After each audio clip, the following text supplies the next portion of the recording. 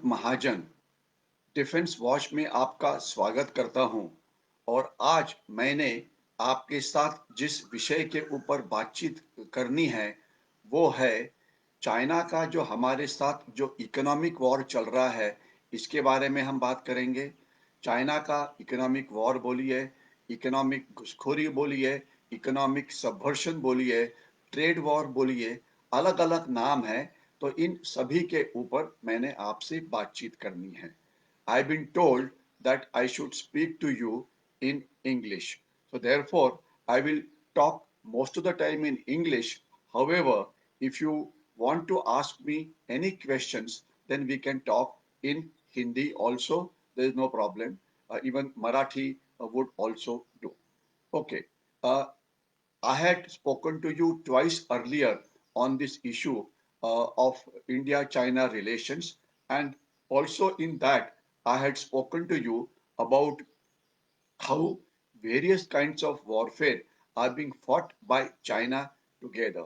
Very briefly, I will repeat as to what I had said in my earlier two broadcasts. I hope you can hear me clearly. One of few of you could easily tell me whether you can hear me properly or not. And if you have any questions, then that of course you can put it in the chat. Okay. What are the various kinds of war which China is fighting with you regularly? First, the Ladakh standoff. You are well aware of the military aspects of Ladakh standoff is what I had covered last time. After that, I had also spoken about the Corona war or the biological war which China has launched against us. And this biological war, which has been launched against not only against India but also against entire world, has caused more damage to the world economy than by any other war which the world has fought earlier. So therefore, what one must understand is that hell of a lot of damage has been done to the Indian economy. Okay. Now, when we talk about world economy, it is also damaged. When we talk about the Indian economy, that is also damaged, and the damage is so much that it is going to take a fair amount of time for the world economy to recover again. So we will talk about all these aspects. But the most important issue is why is economic aspect important? Because in addition to the economic warfare or economic subversion, there are many other wars which China is fighting together. I will just mention a few of them before I turn over to the economic aspects or the economic warfare. First, China is using Pakistan as a proxy and creating problems for us in Jammu and Kashmir. Pakistan is trying to activate terrorism in Jammu and Kashmir. That is number one. Number two, at a diplomatic level, China keeps on troubling us by raising issues in various world forums. The latest example was that sometime just about 3 4 days back, China tried to raise the issue of terror attack on Karachi Stock Exchange by the Baluchi rebels. They said this had taken place because of India. With the help of America and other countries, we were able to ensure that this did not get through. This is the diplomatic war. Then there is getting inside your neighborhood that China is trying to use its power of economy and the checkbook and trying to subvert India's neighborhood and make them more friendly towards China. For example, you are aware that China today has turned Nepal against us. Sri Oli, who is the Prime Minister of Nepal, made a statement that the Indians are more dangerous than the Chinese virus or the coronavirus. Okay. Then you have Maldives, which at times makes policies which are favorable to China. Bangladesh today has signed one of the biggest trade deals with China, by which 97% of the Bangladesh items will be without tax when it's exported to China. obviously Bangladesh is now going to toe the Chinese line. Now, how do we ensure that this neighborhood is not won over by China and remains with us? Well, that is going to be a very difficult battle. We have an excellent people to people relationship with these countries. But as far as the government to government relationship is concerned, the Chinese checkbook or the Chinese economic power is proving more, say, stronger than our cultural ties with this country, our ties based on language, our ties based on other aspects. Because economy today speaks a much better language than any other means of communication. So therefore, these people are becoming more and more pro-Chinese. Then you have what is called as the propaganda war. China keeps on carrying a propaganda through our media, be it print, be it electronic, be it social media, trying to tell us that uh, uh, countries like India just cannot fight the Chinese simply because China is too strong. So therefore, we should not fight with them at all, and we should simply listen to as to how many simply listen to whatever China is saying. We should not stop them when they carry out incursions. We should not stop them when they are creating all other kinds of problem with us. So this is propaganda warfare, also called as disinformation war, also called as psychological war, and we'll speak about it also in the days to come. So these are many issues which China is doing to us and creating problems for us as far as as far as our relationship with them is concerned. And this is not going to end soon.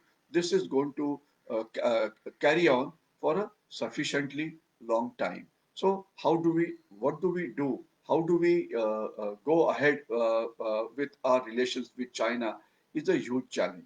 The latest news which came yesterday was that China has decided to withdraw from the Galwan Valley. In fact, there were four places where China has had carried out intrusions. Uh, they were Galwan, Depsang area, then in the area of Hot Spring. So the Chinese have said that they are withdrawing, and there is adequate reasons to believe that they have withdrawn from there. But there is one place from where they have not withdrawn is basically the area of Pangangso Lake, where they are still not withdrawing. So how do so how when will they withdraw from there? That's a huge challenge which is there in front of us, and let us see as to how we can tackle it. Okay, now let's come down to the other aspects. That is uh, China's legal war against us. China uses many other means like the international laws to their great advantage. Just to connect it with what happened in Ladakh, they made a signed treaty by which use of arms was not permitted on the Ladakh border.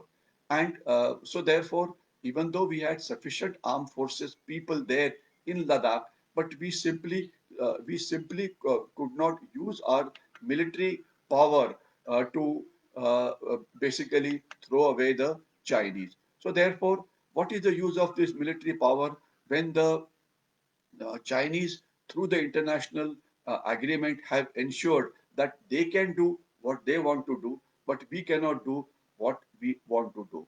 So, therefore, this is a misuse of a international law, international treaty which they had signed with us. Not only that, when we talk about the economic aspect, which is my aim today, we are a part of World Trade Organization, and as per the WTO or the World Trade Organization, economic relations of the between the world is defined in this organization. And as per that, anybody who signed the WTO is supposed to have a free trade with the other countries, meaning no product of the other country can be bought by a country which is signed the WTO. So China takes full use of it, and it exports so many things to us that the exports last year were to the tune of about 80 lakhs. As far as uh, uh, our exports to China was concerned, it was barely about $10 billion. So meaning China has exported almost about 7 to 8 times more goods to India than what India could export to China. So China has again misused the WTO agreement, the WTO rules, the international laws, and they have managed to only increase their trade, but our trade is simply not increasing because they simply don't let you they simply don't let you do what we that is export our stuff or our articles or our items to them, uh, and they use many tricks of the trade by which we always remain on the back foot, but Chinese are able to export anything and everything that they want to export to us. So this is a kind of a dilemma in which we have got stuck up. Okay, so now how do we deal with this is actually the issue. Okay, economic relations. Now before that, let me see if I can show a bit of PowerPoint presentation, because if I could do that, then I would be possibly I would possibly be able to show a map of let's say Pakistan and India and China, by which I should be able to tell you as to how the world looks when you see China, when you see everybody together. Okay, so but I don't find that there is a method by which I can do it. Let me see if I can share my PowerPoint presentation. But I don't think there is a method available. No, I think I should have done it earlier only, but possibly I can't do it right now. So maybe I'll have to start off without showing a PowerPoint presentation to you. Otherwise, I would have been very happy to show you a map of China, a map of neighbors of China, a map of neighbors of India, and then we could have talked about the economic relationship. Okay, now let me start off with the today's aspect that how exactly is our economic relations, how China managed to subvert the Indian economy, how did they infiltrate into the Indian economy, what is the status today, what kind of a trade war are they carrying with us, and what kind of a shape will the trade war take place in the future. And not only that, we have started what is called as the Atmanirbhar Abhiyan. What kind of a shape this Atmanirbhar Abhiyan will take in the days to come. These are the various issues on which I am going to talk in the course of my talk. Okay, so let me start off now by talking about the economic situation between India and China few years back. One would recall that India and China became independent almost at the same time. We became independent in 47, they somewhere in 49. Okay, and till 1976, the level of Indian economy and the Chinese economy was at the same level, meaning we were equal as far as the economic size was concerned. After 1976, what happened? The Chinese started economic reforms. They focused entirely on economic reforms and improving the economy, while as far as the Indians were concerned, they were busy fighting with each other. There was a proxy war which was going on in Jammu and Kashmir, so Jammu and Kashmir could not prosper. There was an insurgency which was going on in the northeast, so northeast progress came to an halt.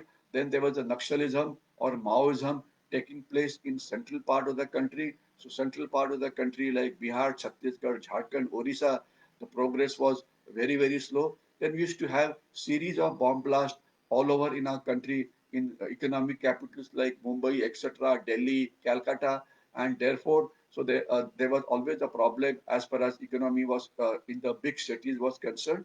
So we were busy facing various kinds of internal security challenges, which actually had started off because of China and Pakistan. And to add to that, rest of the time when no violence was taking place, the Indians were very busy fighting with each other, either on the language issue or on the issue of economic resources or on the issue of water, etc. There were many other issues which were raised at that point of time, which were being raised, and somehow we simply could not could not keep away from fighting with each other, and we could not focus on improving the Indian economy. And the state became such that today, when we look at the size of India versus Chinese economy, you realize that China is almost about 3.5 to 4 times bigger than the Indian economy. And they got now so much of, they have become economically so prosperous that they're using their money power to subvert our neighbors, subvert the rest of the world, and do whatever they want to do. While we kept on fighting with each other, and when we were not fighting with each other, we were hit by a number of scandals. The Indians believed in corruption and that kind of a thing. So without becoming world class, we kept on only looking inwards and not trying to develop our economy. So today, the Chinese are almost about 4 times stronger. Now, we come to another set of statistics. That is, I take the base year of 2003, 2004. The import and export between India and China. The economic rule says that generally, to ensure that there's a balance of trade, whatever we import from any other country, we should be able to export almost the same quantity of goods to them, so that there is no problem as far as the balance of trade is concerned. The balance of trade between India and China, if you take the statistics of Ministry of Economic Affairs of 2003-4, the imports and exports were evenly matched in these years. That means whatever China was exporting to us, almost the same quantity of goods we were able to export back to China, which was a happy state. But after 2003-4, suddenly the difference between imports and exports started rising.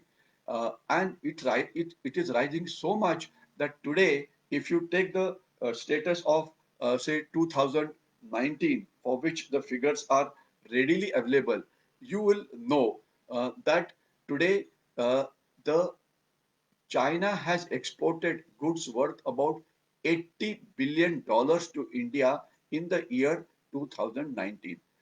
Very approximate figures I'm giving, maybe slightly less or more than what I'm actually saying.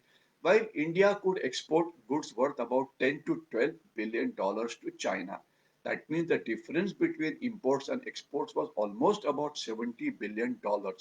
So China exported a huge amount of things to us, and how does it help them? It makes their economy very strong, because India is a huge market as far as China is concerned. So economy becomes strong. So therefore, they are able to spend a lot of money on their military modernization. So their armed forces become strong. And People's Liberation Army today of China today is spending the second highest budget on defense, as far as the defense budget is concerned. So since their defense budget has increased a hell of a lot drastically, their strength of the armed forces has gone up, their weapon system has gone up. So therefore, they have become a very powerful nation militarily also. And this is one thing, they think that with the help of a powerful military machine and a powerful economy, they can dictate whatever they want to on the rest of the world. So therefore, they carry out an aggression in Ladakh. So if you look back now, you will realize that who has funded China's ingress into Ladakh at 4 places. Now come back. Now they are at ingresses only at one place. It has been funded by those Indians who are still buying Chinese goods. So China sells goods to us, earns profit, increases the defense budget, and carries out military aggression against us. What a shame! I mean, on our money, they are fighting a battle in our own territory, and we are still not able to convince many of the Indians that no, this is not good, and we should.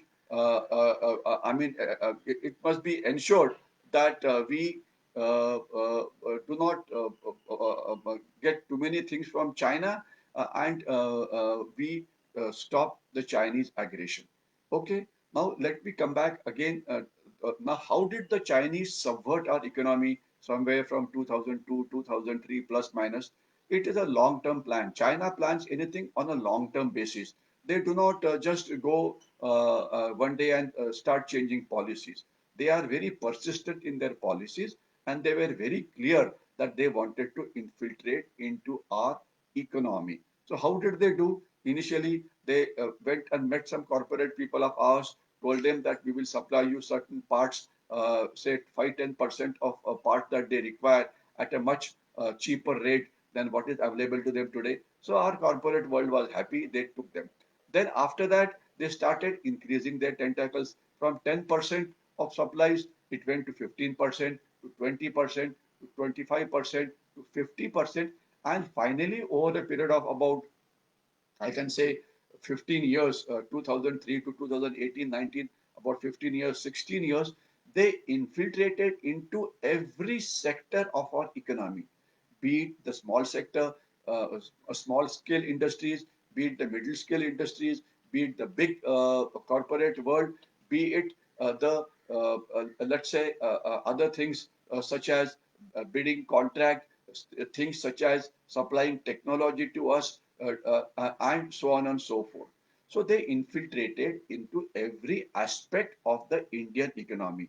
And why did the Indian government say so? Possibly the government did not even understand as to what kind of an infiltration was taking place, because they are not able to understand the economics of it. We became so much dependent on the Chinese that it became a very big security threat. How big is the security threat? I will talk about it when I talk about the technological infiltration into our industry. Or maybe I can talk about it right now. China started off a very huge economic project a few years back called as the One Belt, One Road kind of a project, or called as the OBOR, or called also as the Belt and Road Initiative. What did it mean? It simply meant that China had becoming the manufacturing hub of the whole world. So therefore, what do? They wanted to export their stuff to as many countries as possible by the quickest and the fastest means, and at the most economic cost of transportation. So a network of roads was being built, network of railways, network of sea routes oblique maritime routes, and a network of aerodromes. So therefore, by the fastest means, the goods traveled from the manufacturing base, that is China, to the markets in Europe, in America, in Asia, in Africa, including India. However, India very wisely decided not to take part in this OBOR project, and it decided to keep away from there. Uh, it was definitely a very wise decision. Chinese were very angry as to why we are not doing it. And today, when we look at this OBOR, you realize that China, as per the statistical data available, China has given loans worth almost about $6 trillion to many countries to develop this OBOR project. And today the state is such that most of the countries have become economic slaves to China and are simply not able to pay back the money, the loans which China gave to these countries. So OBOR is becoming a big failure, and one of the biggest or the best example of One Belt One Road would be the China-Pakistani Economic Corridor, in which China is spending close to about $60 billion to create a route, or a trade route, or to create an economic corridor which starts off from Gwadar port in Pakistan, travels about 4,500 kilometers through the area of Baluchistan, Sindh, Pakistani occupied Jammu and Kashmir, and also the Gilgit-Baltistan, and enters into China at a place called Xinjiang, a place where Uyghur Muslims are staying. And this place is today, there's a problem of terrorism. The Uyghurs do not want to stay with China. They want to get out from China and want to join possibly Turkmenistan. So this is a route built on at a very high cost. And what is its economic viability today? The short answer is zero. Pakistan is not even able to use 1% of the capacity of the road network